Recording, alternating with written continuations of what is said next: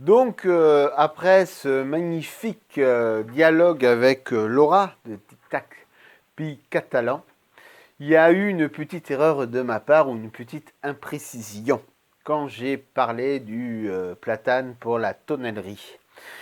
On ne fait pas évidemment de tonneau avec du platane.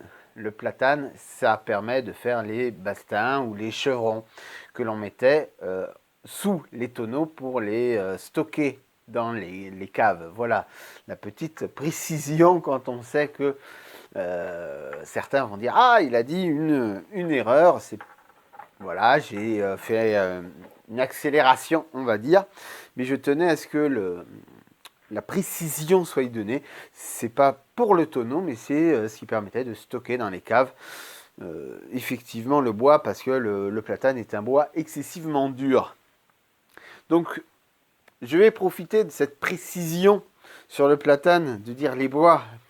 Et oui, parce que en règle générale, dans une exposition de menuisier ou d'ébénisterie, de passionnés de bois, on parle du bois d'arbre, ben, comme le platane, comme le chêne, le sapin, le pin et compagnie. Mais sauf que moi, il y a des fois, c'est pas forcément la même chose. Comme ici, ça veut dire avec, ici c'est de la bruyère, dont on peut voir avec des fines tranches, et que pour moi, par exemple, travailler ces petites branches sont faciles. Il y a les gouges pour, hein. C'est-à-dire qu'avec les gouges, moi je peux utiliser ça. Alors je ne parle pas évidemment des branches comme ça, mais j'ai travaillé et ça a eu une petite histoire. Ça c'est le thym. Alors évidemment, travailler du bois de thym, c'était une petite... ça faisait peur un petit peu, en se disant « Oh là là, comment il va faire ce menuisier devant nous pour couper en tranches le bois de thym ?» Comme ici, on peut le voir. Ah, c'était un moment extraordinaire, car tout le monde se disait, pendant que j'étais en train avec ma scie, de dire « Mais il va se couper les doigts ».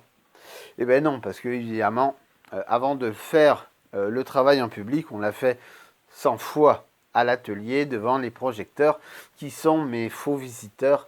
Mais c'est beaucoup plus difficile de travailler avec les projecteurs devant les yeux et que 20 personnes. Je le dis, je le redirai.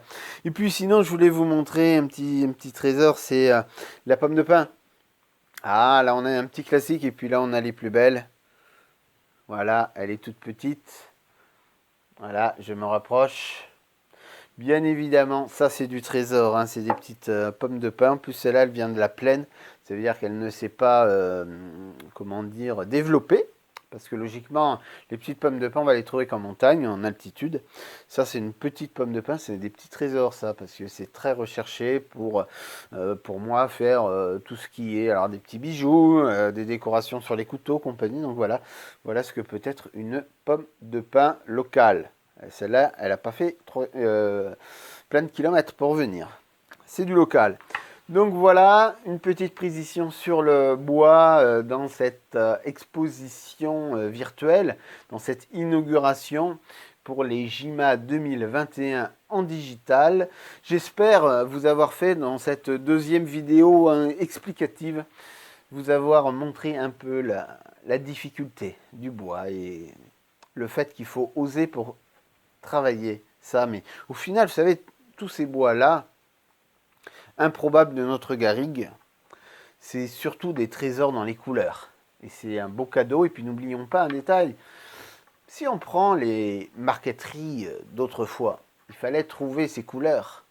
Et quand on regarde les pièces des détails, on se rend bien compte qu'à l'époque, il fallait un nombre de bois impressionnant et qu'à cette époque, tous les bois n'étaient pas des bois d'arbres, tout simplement. Donc, il faut toujours expliquer ça et toujours revenir à notre histoire. Donc, je vous remercie d'avoir suivi cette séquence entre deux dialogues avec des invités et je vous dis à très bientôt.